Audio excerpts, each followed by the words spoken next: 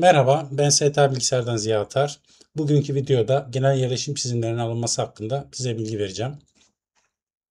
Genel yerleşim çizimlerinin alınması için programın çizim ve rapor kısmına girilir. Burada genel yerleşim menüsünü görebiliyorsunuz. Bu kısmı kullanarak genel yerleşim çizimleri alabiliriz.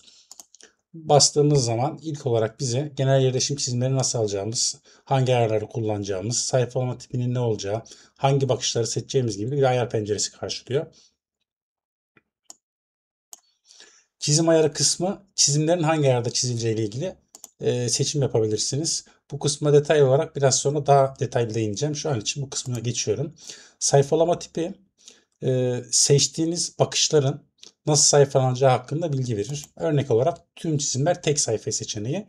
Burada tüm çizimleri yani aşağıda seçtiğiniz bakışların tamamı tek büyük bir paftalanır. Tüm çizimler çoklu sayfalar seçeneği ise çizimlerin hepsi çoklu olarak paftalanır. Örneğin bir tane sayfaya 3-4 tane çizim, diğer sayfaya 3-4 tane çizim bu şekilde çizim yerleştirilir. Her çizim için bir sayfa seçeneği ise her bir bakış için bir tane sayfa oluşturulur. Daha iyi anlamanız için örnek yapalım. Tüm çizimler tek sayfaya seçeneği seçili. Örneğin bu modelindeki tüm aksları çizmek istiyorum. Üstten toplu olarak topluca seçebilirim. Veya burada tek tek de seçim yapabilirim. Şu an için tümünü seçelim. Üst taraftaki onay butonuna bastığım zaman program arka planda çizimleri oluşturur.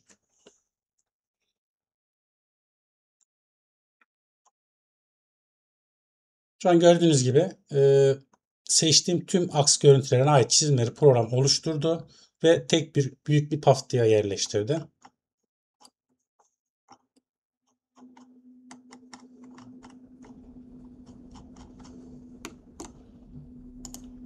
Tekrar bir farklı bir ayarda çizim alalım. Tüm çizimler çoklu sayfalara seçeneği. Bu ayarda aynı şekilde tüm aksları seçiyorum. Uygula butonuna basıyorum. Program arka planda çizimleri oluşturuyor ve çizim bittikten sonra karşıma getirecek. Program oluşturduğu çizimleri yapı ağacında çizimler kısmı altına yerleştirir. Örnek olarak genel yerleşim ve çoklu. Şu an aldığım çizimler çoklu olduğu için çoklu kısmının altına yerleşmiş durumda. Örneğin bunları kapatalım. Bakın ilk aldığım çizim. Tüm çizimlerin tek paftada olduğu durum. Bu son iki sayfa ise diğer opsiyonla aldığım çizim. Yani ikinci seçenekte tüm çizimler çoklu sayfalara seçeneğinde program çizimleri oluşturur. Bunları sayfalar sığacak olacak şekilde sayfalar. Diğer seçenek ise genel yerleşime basıyorum. Her çizim için bir sayfa oluştur. Bu seçenekte ise program her bir bakış için bir tane sayfa oluşturur. Örneğin yine akslarımızı seçelim. Uygulaya basalım.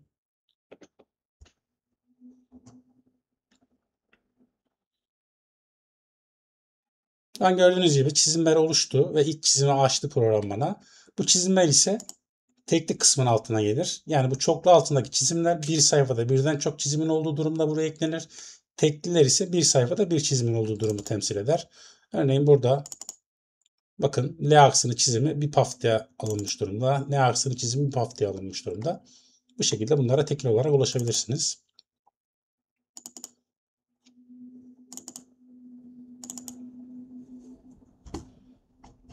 Ayar kısmına devam etmeden önce pencerelerle ilgili kısa bir bilgi vermek istiyorum.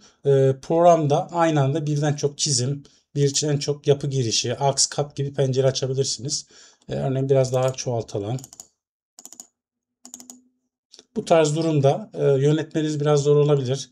Burada örnek olarak bu üçgene bastığım zaman bunları liste olarak görebilirsiniz. Direkt 3D bakışa gidebilirsiniz. Bunun yanında Ctrl ve Tab tuşuna bastığınız zaman program size tüm açık pencereleri listeler. Kontrole basılı tutarak Tab tuşuna bastıkça bakın ekranda gördüğünüz gibi burada arada gezinebilirsiniz. Örneğin aks 2 veya bunun yanında Alt Tab tuşuna bastığınız zaman yani kontrol tuşuna basılı tutarak Tab'a bir kere basıp bırakıyorsunuz ve kontrol tuşuna basılı tutuyorsunuz. Bu menü çıkıyor. Burada mouse'la da direkt olarak tıklayıp istediğiniz bir pencereye gitme şansınız var. Bunun yanında diğer bir imkan. Örneğin birden çok çizim penceresi açtınız. Bunları tek tek kapamanız zor olabilir. Herhangi bir pencere üzerinde sağ tuşa bastığınız zaman burada tüm çizimleri kapat seçeneği mevcut. Buna bastığınız zaman tüm çizim pencereleri otomatik olarak kapanacaktır. Konumuza dönecek olursak tekrar genel yerleşim butonuna bastım. Menü karşımda. Şimdi buradaki 3 tane seçeneği anlatmış olduk. Tekrar tüm çizimleri tek haftaya alalım. İkinci sırada hızlı ayar ve bakışlar. Burada bakışlar kısmında 3D, akslar ve katlar olarak şu alttaki 3 kısım. Bunlar programın default olarak çizim yaptığı yerler. Örneğin bir tane aks açalım. Yani L aksı olsun. Tekrar menüme geliyorum. Ben burada L aksını seçtiğim zaman program otomatik olarak L aksını alır. Default derinliklerde default olarak önden arkadan 1 metre keserek bunu çizimini bana verir. Yani bu ekranda gördüğüm veya filtrelediğim hiçbir şeyi dikkate almaz. Bunlar direkt olarak programın default ayarlarına göre çizim yapılır. Örnek olarak ben burada 3D bir ekrandayım. Farklı bakış açılarım var, filtrelemelerim var. Bunlara göre bir çizim yapmak isteyebilirim. Ama buradaki 3D, aks ve kat bu ekrandaki görüntüyü baz almaz. Yani tamamen örneğin ben bunu bu şekilde çevirdim. Ama bir tane 3D çizim alalım. Çizim ayarını da 3D yapalım. Daha sonra burayı detaylı anlatacağım. Burada çizim aldığım zaman program default bir bakışa göre bana 3 boyutlu bir çizim oluşturur. Bakın benim ekranım farklı bir açıda ama bana default bir bakış açısıyla bir çizim oluşturmuş oldu. Yani bu kısımda 3D akslar ve katlar kısmı program tamamen kendi default ayarlarına göre çizim yapar. Burada kullanıcı hangi bakış açısıyla bakacağına, hangi derinlikte kesileceğine müdahale edemez. Eğer buna müdahale etmek istiyorsanız kayıtlı bakışlar veya açık pencereyle kullanmanız gerekir. Örnek olarak 3D bir çizim aldım. Ama şunu yapmak isteyebilirsiniz. Ben bir pencere açacağım. Bakışımı kendim belirleyeceğim. Hangi elemanın görüneceğini kendim belirleyeceğim. Ve tamamen bunu çizmek istiyorum derseniz burada kayıtlı bakışlar ve açık pencereyle kullanmanız lazım. Örneğin ben bir 3D ekranım var. Bakışımı bu şekilde ayarlıyorum. Burada kaplamaların görünmesini istemiyorum. Örnek olarak şu bölgeyi filtreleyelim. Bunların görünmesini istemiyorum. İstediğiniz bir değişikliği yaptınız. Örneğin ben bunu çizmek istiyorum dediğiniz zaman genel yerleşime geliyorum. Bakın burada açık pencereleri var. Yani açık pencerelere ve kayıtlı pencerelerde çizim yaptığınız zaman ekranda ne görüyorsanız, fitte neyse siz ne ayar yapmışsanız tamamen birebir ona göre çizim yapar. Örneğin açık pencerelerde 3D'yi çizdim. Şu an benim bu açık olan ekranda ne görüyorsam bakış açım neyse tamamen buna göre bir çizim yapacak. Tekrardan çizim oluşturalım.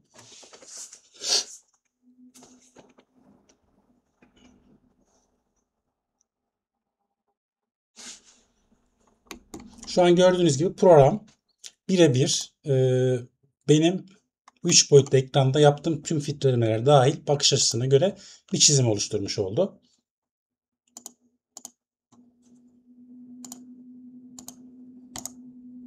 Buna bir örnek verecek olursak, örneğin filtrelerimizi temizleyelim. Bir kolonu seçelim. Burada eleman özel pencere özelliği var. Yani sadece bu elemana bağlantı olan elemanları gösteren bir pencere. Bastığım zaman bu şekilde bir görüntü oluşturdu. Örneğin siz sadece buranın genel yerleşimini almak istiyorsunuz veya 3 boyutlu bir görüntüsünü almak istiyorsunuz. Genel yerleşim menüsüne bastığım zaman bakın açık pencere 2 tane var. İkincisini seçip onayladığım zaman ekranda ne görüyorsam bunu alırım. Bu aşağıdaki 3'te ise program size modelin tümünü default bakış açısında verir. Akslar ve katlarda aynı şekilde bir planda çizim yapar. Kesin aralığı default olarak önden ve arkadan 1 metredir. Buradaki hızlı ayarları da sadece bu için etkiler. Örneğin ben 3D bir çizim almak istiyorsam ve kaplamanın çizilmesini istiyorsam burayı seçersem şu an bu çizimde kaplamaları görebilirim. Ama kayıtlı bakış ve açık pencerelerde ise bu hızlı ayarlar geçerli değildir. Siz ekranda ne ayarladıysanız o şekilde çizim alabilirsiniz. Örneğin 3D'ye aldım. Kaplamaların çizilmesini istiyorum. Onaylıyorum.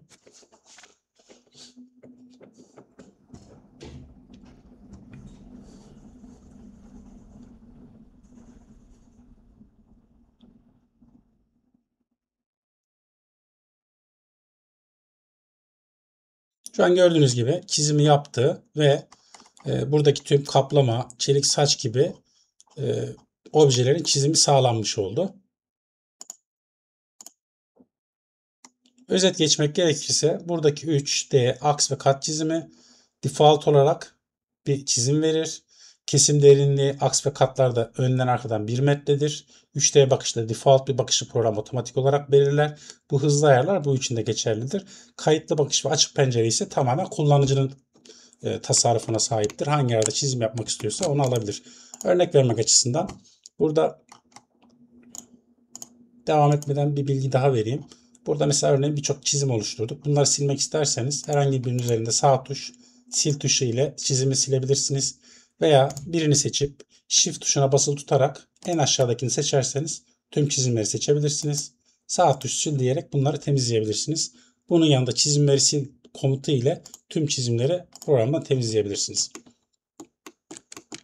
Konunun daha iyi detaylı anlaşılması için örnek olarak L aksını alalım.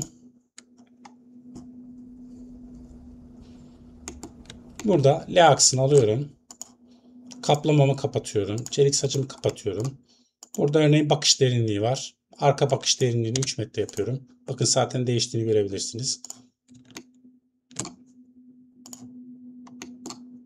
Örneğin genel yerleşime geldim. Burada L aksının seçimini yapalım. Yani program default yaptığı bir çizim. L aksını biz otomatik olarak çizecek. Ama ben buradaki görüntüyü çizim almak istiyorsam açık pencerelerden L aksını seçip çizim alabilirim.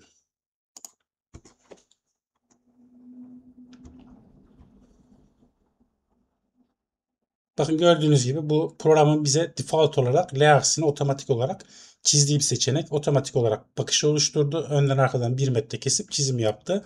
Açık pencerede ise tamamen benim ayarlarıma bağlı olarak bir çizim yaptı.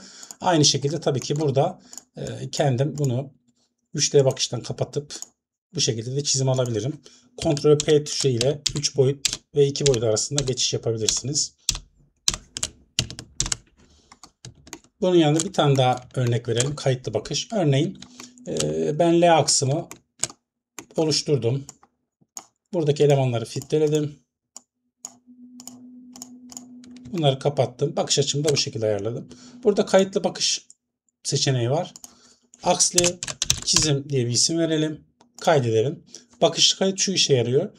Siz ekranda ne görüyorsanız tüm filtreleriyle dahil program bunu kaydediyor. Yani siz modeli kaydedip tekrar açtığınızda bile bu ayarlar tamamen saklanıyor. Modeli de kaydedelim.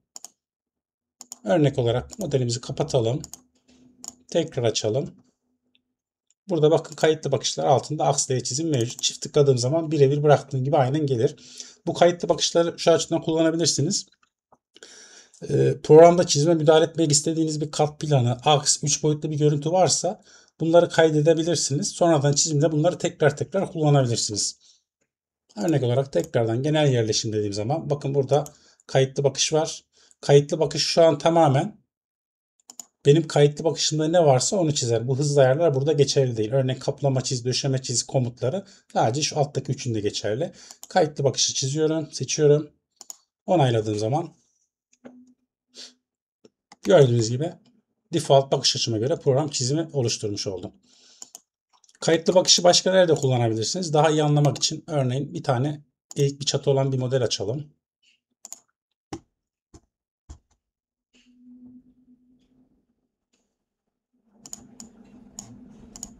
Örneğin siz burada bu çatı planını çizmek istiyorsunuz. Kodları görmek için bir kesit açalım. Aksı çift tıklayarak bir kesit penceresi açıyorum. Burada 15,5 kutu var. Örneğin ben genel yerleşim katlardan 15,5 seçiyorum. Burada çizim ayarını düzlem seçeceğim. Düzleme daha uygun olduğu için. Çünkü plan çizimi yapacağım. Daha sonra bunları detaylı değineceğim. Yani iki ayarla da çizim yapabilirsiniz. Ama tabii ki bu düzlem yerleşim düzleme daha uygun. 3D'de 3D çizime daha uygun.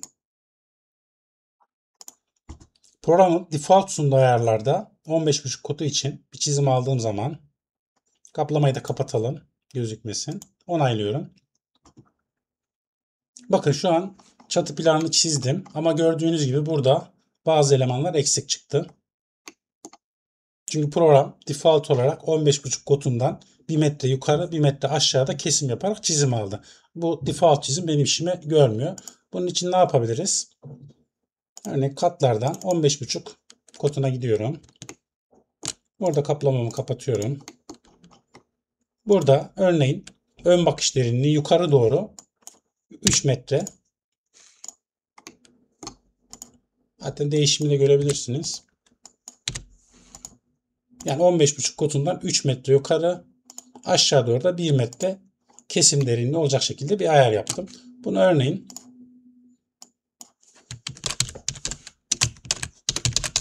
çatı çizimi olarak bakışlı kayıtlara kaydedelim. Tabii ki kaydetmeden burada açık pencerelerden kullanabiliriz ama modelde bir kere bu ayarı yaparsanız daha sonra tekrar çizim alırken tekrar bu ayarlarla uğraşmamış olursunuz. Bunu kaydediyorum. Şu an görüntümü ayarladım. Örneğin 3 boyutlu bir görüntü almak istiyorum. Genel yerleşime geliyorum. Kayıtlı bakış veya açık pencerelerden de çizebilirsiniz ama şu an kayıtlı bakıştan yapacağım. Çatı çizimini seçiyorum. Onayladığım zaman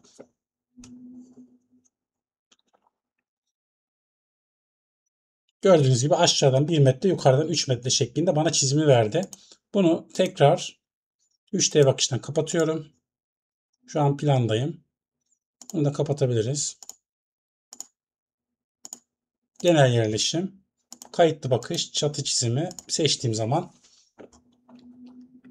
gördüğünüz gibi şu an bu arada görünmeyen elemanlar düzelmiş oldu. Yani bu tarz durumlarda program default sunduğu çizimde derinliklerin yeterli olmadığı durumda veya müdahale etmeniz gereken durumlarda kayıtlı bakışı veya açık pencereyi kullanabilirsiniz. Yani program size bu genel yerleşim kısmında aksları ve katları hazır olarak çizer hızlı bir şekilde, ama eğer derinliği yeterli olmadığı durumda, ekstra müdahale etmek istediğiniz durumda, 3 boyutlu bir bakışın yönünü ayarlamak istediğiniz durumda ister bir pencere açabilirsiniz. Bu pencerede ayar yapıp çizebilirsiniz veya bunu kayıtlı bakışa kaydedip daha sonra tekrar bununla ilgili çizim alabilirsiniz. Tekrar diğer modele geçelim. Konumuza dönmek için.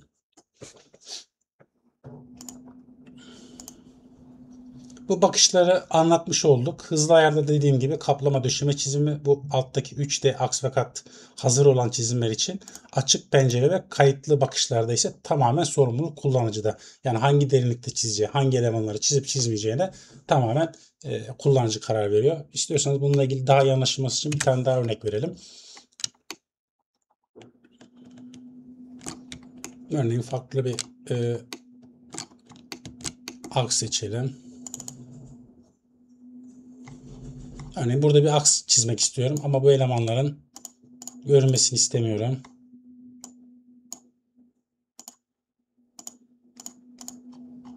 Bu levhaları özellikle bırakayım daha iyi anlaşılsın diye. Örneğin bu şekilde bir çizim almak istiyorum.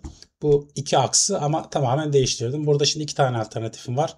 Bu görüntüde çizim almak için genel yerleşime gelip açık olan aks 2'yi çizersem tamamen burada ne görüyorsam tamamen gördüğüm aynı şeyi çizer ve burada bakış açısı da geçerlidir. Örneğin bunu yaparsam 3 boyutta bu şekilde görüntü alır. Çelik kaplamayı kapatıyorum. Veya düzleme yapıştırırsam bu görüntü Ctrl P tuşuyla da 3 boyut ve 2 boyut arasında hızlıca geçiş yapabilirsiniz. Veya buradan 3D bakış arasında geçiş yapabilirsiniz. Veya Ctrl mouse orta tuşla da döndürebilirsiniz. Ama bunu düzleme tam yapıştırmak için buradan 3D bakışı kapatmanız yeterli. Ben bu şekilde çizim aldığım zaman bakın ne görüyorsam aynen bunun çizimini alıyorum. Tekrar genel yerleşim yapayım. Örneğin bunu bu şekilde ayarlayalım. Kesim derinliklerin 1 metreye 1 metre. Yani tam bu akstan önden ve arkadan 1 metre kesim yapacak program. Tekrar açık pencereye aks 2. Yani açık olan pencereyi çiziyorum. Tekrar çiz dediğim zaman bakın bu şekilde bir çizim aldı. Veya örneğin ben ön bakıştan 2 metre, arka bakıştan da 50 santimlik bir derinlik istiyorum. Tekrar çizim alalım. Açık pencere aks 2 onaylıyorum. Ve bu şekilde çizimi almış oldum. Gördüğünüz gibi arkadan 50 santim, ön taraftan da 2 metre kesim yaparak çizimi almış oldum. Eğer bu sizin sık kullanacağınız bir durumsa, yani özel bir şekilde ayarladığınız, filtreleri yaptınız, derinlikleri yaptınız, çizimi aldınız, işiniz bitti. Ama proje devam ediyor. Tekrar çizim alacaksanız, bu sizin işinize yarayacak bir kısımsa, örneğin çatının derinliğini ayarladınız. Buraya bir isim yazarak kaydederseniz bu artık programın hafızasında tüm filtrelere dahil burada saklanıyor. İstediğiniz anda kayıtlı bakıştan Aks'e dediğim zaman bakın burada Aks'e çizim aynen duruyor. Aks'e detay aynen duruyor. Bunlara istediğiniz zaman ulaşabilirsiniz. Örneğin genel yerleşime geldim. Kayıtlı bakış, bakın ikisini de seçelim. Onaylayalım ve çizelim.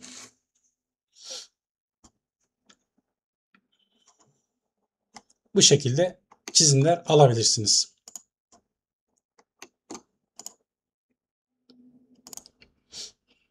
Çizim ayarları ile ilgili daha detaylı verecek olursak programın çizim ve program kısmında ayarlar kısmı mevcut. Bu ayarlar kısmına girdiğiniz zaman programın çizimleri hangi ayarlarla yapacağı ilgili bilgi bulunur. Örnek olarak ayarlara bastığım zaman ilk sırada bize kalem listesi karşılar. Burada hani program içinde kullanılabilecek kalem listesini görürsünüz. Burada genel yerleşimin altında genel yerleşime ait çizim ayarlarını görebilirsiniz. Bakışlar kısmında ise genel yerleşimde kullanılan bakış ayarlarını görebilirsiniz. Aşağıda da montaj ve parça çizimi ile ilgili ayarlar var. Onlar daha sonraki videonun konusu olduğu için şu an onlara girmeyeceğim. Aslında burada 3 tane ayar, düzlem yerleşim, 3D ve ankraj yerleşimi program size default olarak 3 tane ayar oluşturur. Yani bu program 3 tane oluşturmuş ama 3 tane olmak zorunda değil. Bir tane olabilir, en azı da olabilir. Bunları silebilirsiniz, değiştirebilirsiniz ama program default olarak hazır olarak size sunuyor. Düzlem yerleşim ayarı genelde kat ve aks çizimleri alırken daha iyi bir çizim verir. 3D çizim, 3 boyutlu çizimlere uygundur. Ankraj yerleşimde ankraj yerleşimine uygun olarak çizim verir. Bu ayarları anlamak için örneğin üçünde aynı yeri üçüyle beraber bir çizim yapalım. Daha detaylı anlaşılabilmesi için. Örnek olarak genel yerleşim. Bir tane aks seçelim. Daha detaylı anlaşılması için. Örneğin 21 aks olsun. Burada kaplamamızı kapatalım. Şimdi genel yerleşimde açık pencerelerden aks 21'i seçiyorum. İlk önce düzlem yerleşim çizimiyle bir çizim alacağım.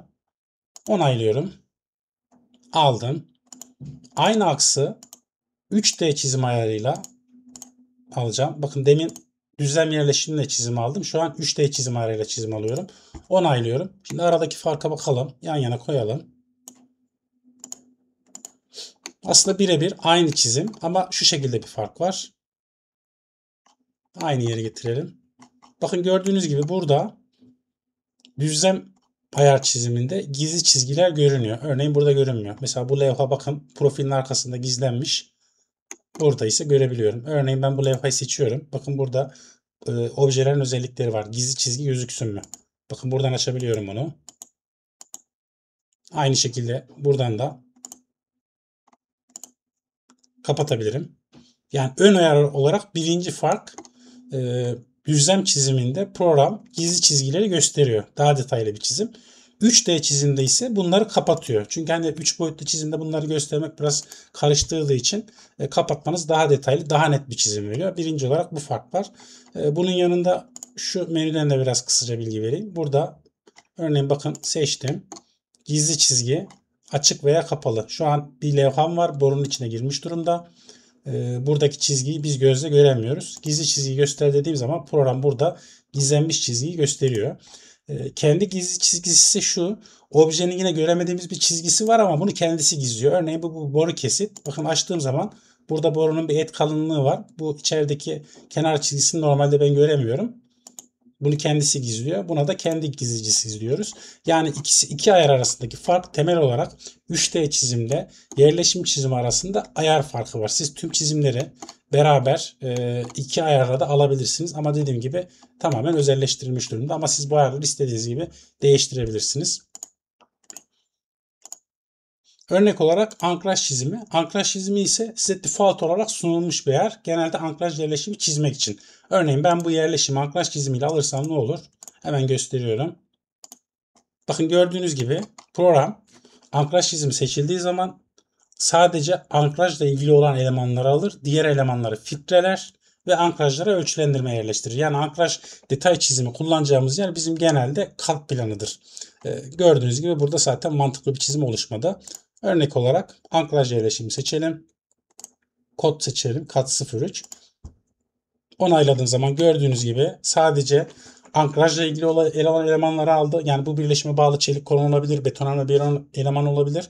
Bunları çizimde bize gösterdi. Ayrıca ankrajları da yerleşim planında ölçülendirmiş oldu. Yani ankraj yerleşim çizimi de buna özelleştirilmiş hazır bir çizim. Şimdi ayarları daha detaylı anlamak için isterseniz kendimiz sıfırdan bir ayar oluşturalım. Hani neler yapabileceğimizle ilgili. Ayarlara giriyorum. Örneğin burada benim bir düzlem yerleşim ayarım var. Bunların özelliklerinden anlatmaya başlayalım. İlk kısımda sayfa ayarı var. Burada eğer biz bir çizimi tek bir sayfaya çizeceksek hangi sayfa boyutu kullanacak bunu ayarlarız. Bakış ise bu çizim yaparken hangi bakış ayarını kullanacağımızı belirler. Örneğin bakın burada genel yerleşimin altında 3 tane ayarım mevcut. Bakışlar altında da 3 tane bakışım mevcut. Yani düzlem yerleşim ne yapıyormuş? Bu düzlem bakışı bakın şu ayarı kullanıyormuş. 3D çizim bu bakış ayarını kullanıyormuş. Ankraj yerleşim ise bu bakış ayarını kullanıyormuş. Tabii ki bunlar farklı olmak zorunda değil. Düzlem yerleşimin bakışıyla 3D yerleşimi bakışı da aynı olabilir.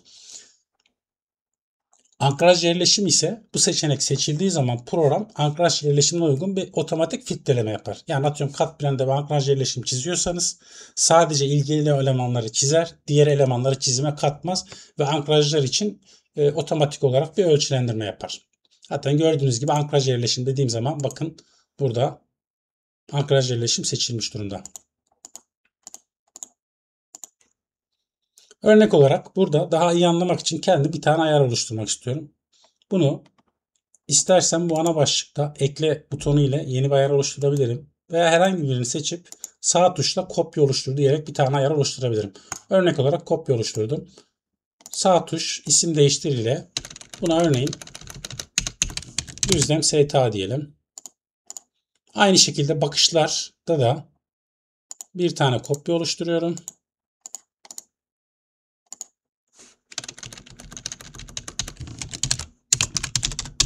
Bakışı oluşturuyorum. Şimdi düzlem STA üzerinden tek tek düzenleyerek ayarları detaylı inceleyelim. Düzlem STA'nın bakışı aşağıda yeni bir bakış ayarı oluşturdum. Düzlem STA bakış. Yani bakın bu çizim buradaki bakış ayarını kullanıyor. Bunu değiştirdim. Şimdi bakışlara detaylı olarak bakalım. Düzlem STA ayarım var. Bakış ayarım düzlem STA bakış. Tabi burada istediğiniz ismi verebilirsiniz. Veya bunu isim değiştir diyelim.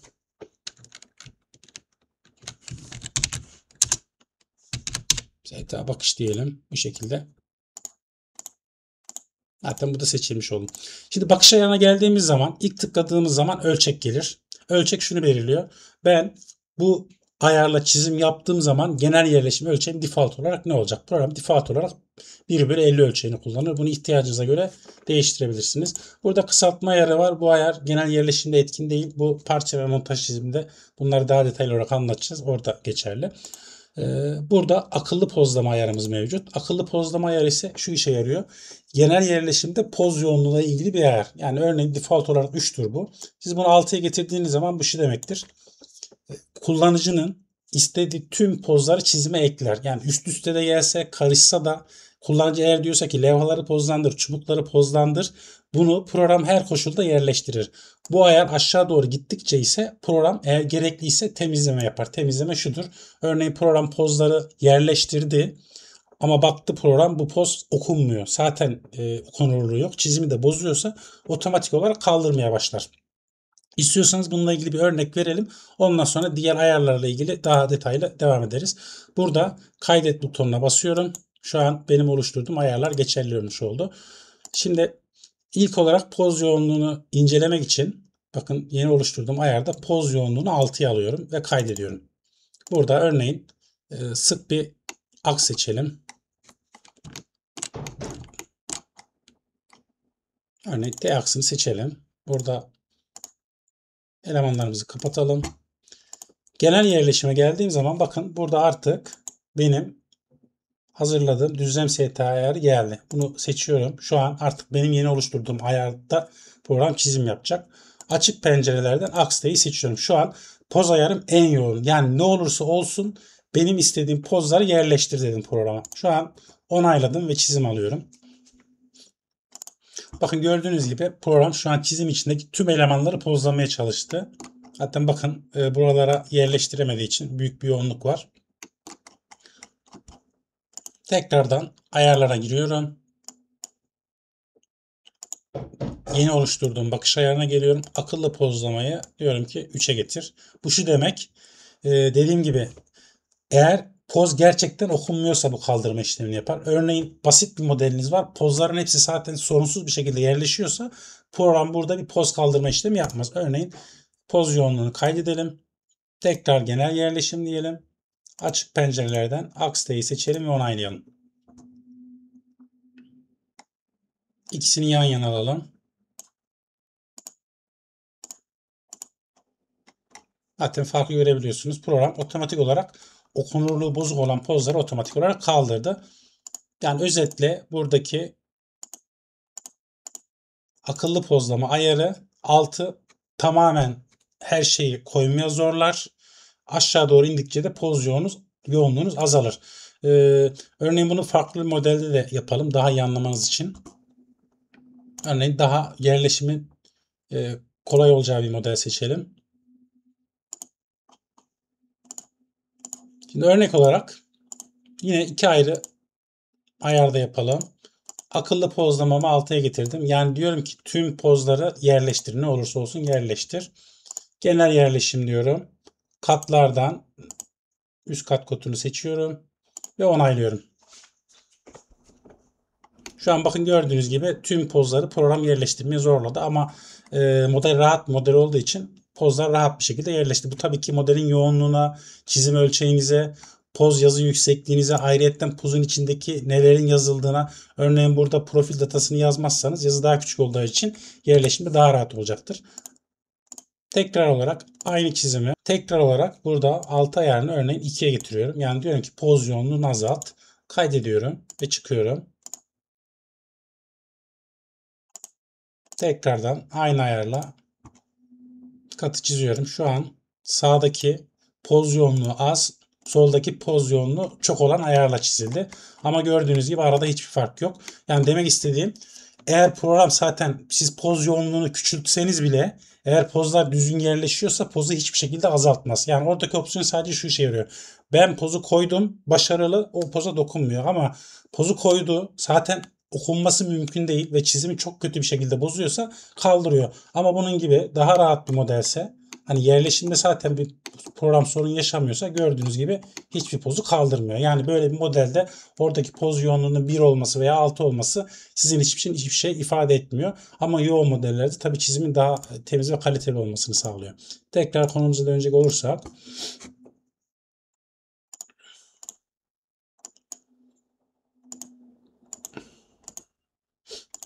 ölçek ve akıllı pozlama kısmından bahsettik. Bunun altında alt dallarda örneğin ölçü kısmı var. Burada ölçünün daha önceki videolarda bu ölçü ayarlarının göreceli veya tam olması gibi kısımları detaylı olarak bahsettik.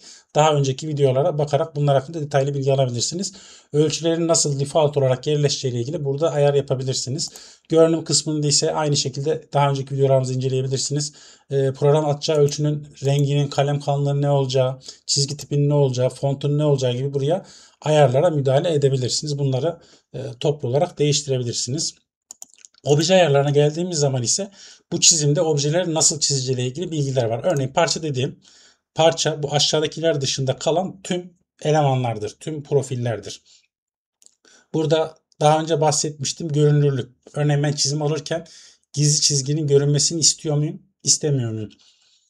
Görünüm kısmında aynı şekilde kalem kalınlığı ne olacak, rengi ne olacak gibi şeylere müdahale edebiliyorum. İsterseniz şöyle yapalım. Default ayarla bir çizim alalım. Sonra burayı değiştirip bir çizim alıp aradaki farkı bakalım. Bir tane aks açalım çizmek için. Genel yerleşim. Ayarım yine düzlem STA. Açık pencere. Aks L'ye. Şu an mevcut ayarlarla çizdim. Şimdi ayarlara tekrardan geliyorum. Örneğin burada ben objelerin görünürlüğüne müdahale etmek istiyorum. Şu an burada parçada gizli çizgim açık. Diyorum ki gizli çizgiyi bana gösterme. Ben görmek istemiyorum. Görünümde örneğin profillerin rengini değiştirmek istiyorum. Bakıyorum 35 kalem kalınlığında sadece bir tane rengim var. Kalem listesine girelim. Burada 35 kalınlığında bir kalem oluşturalım. Levhayı da farklı yapmak isteyebiliriz. Onun için de bir tane daha renk oluşturalım.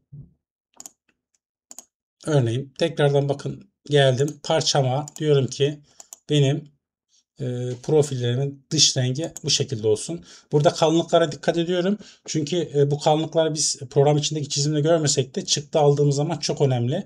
Yani ana görünen çizgilerin kalın, gizli çizgilerin daha ince olması gerekiyor. Bunu eğer bir yazıdan çıktı aldığınız zaman önem arz ediyor. O yüzden bunların kalınlıklarının düzgün ayarlanması çıktı aldığınız zaman önemli.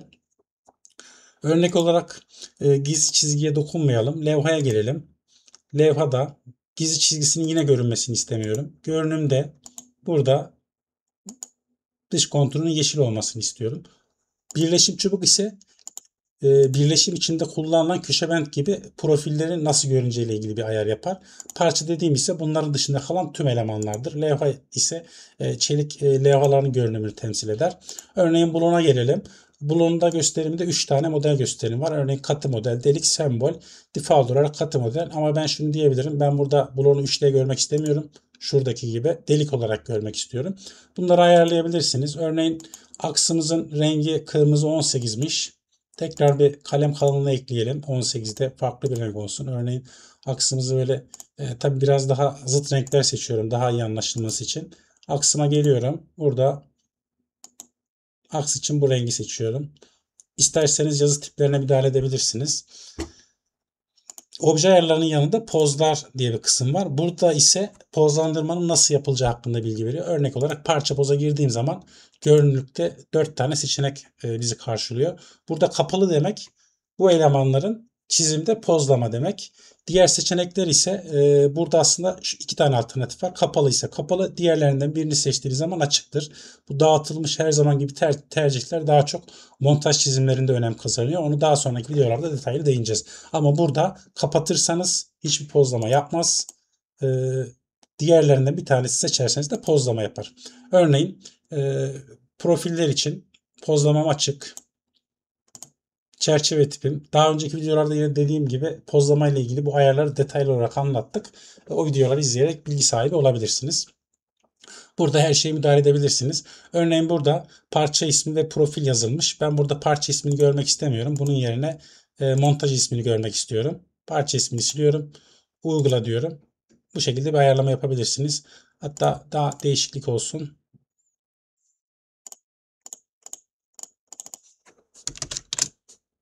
Uygula diyelim. Bu şekilde bırakalım.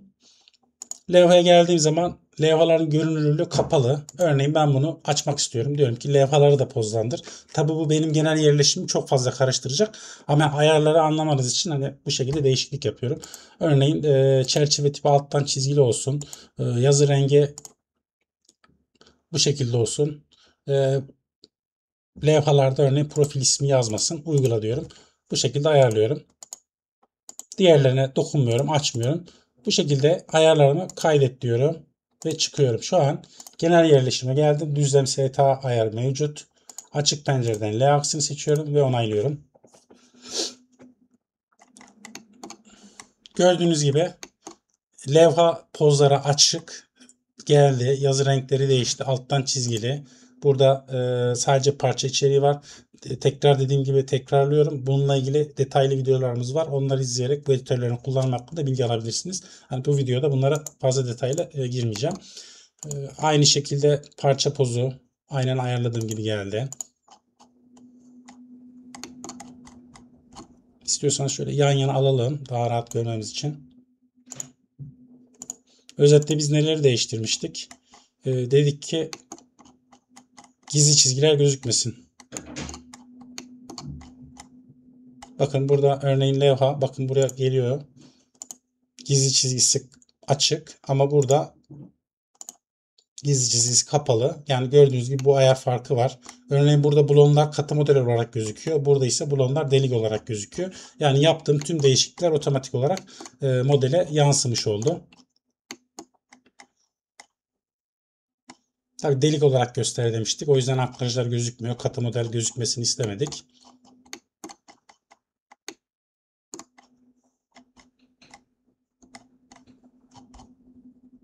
Tekrar eski haline alalım. Tekrar ayar kısmına girelim. Hızlıca bir tekrarlayalım. Sayfa kısmımız var. Sayfa yapısını ayarlıyorsunuz. Bakış hangi bakış ayarına göre çizileceğini belirtiyor. Ankraj yerleşimi ise bunu seçerseniz ankraj yerleşimine özel olarak filtreleme yapıyor. Buradaki bakış kısmı STA bak diye yazmıştık. Buraya geldiğiniz zaman ise burada hangi ölçekte çizileceği, kısaltma dediğim gibi burada geçerli değil. Sadece montaj ve parça çizimlerine geçerli. Akıllı pozlama ayarımız var. Pozlamanın hangi yoğunlukta olacağını belirtiyor. Ama dediğim gibi gerekliyse silme yapıyor. Rahat bir modelse zaten hiçbir fark oluşmuyor. Alt sıralara girdiğimiz zaman ölçünün görünüm, yazı gibi işlemlere müdahale edebiliyorsunuz. Objeler kısmında ise objenin gizli çizgisinin görünüp görünmeyeceği, hangi kalemle çizileceği, gizli çizgisinin ne olacağı, merkez çizgisinin ne olacağı gibi ayarları yapabiliyorsunuz. Pozlarda ise elemanın pozlanıp pozlanmayacağı veya pozlanacaksa içine ne yazacağı ile ilgili bilgi veriyorsunuz. Örneğin levha pozunu ben açtım. Burada kapatıyorum. Tekrardan bu poz kalsın. Parçada örneğin bakın burada merkez çizgi kapalı. Merkez çizgiyi aç diyorum. Bunun görünmesini istiyorum. Kaydediyorum. Tekrardan bir çizim alalım.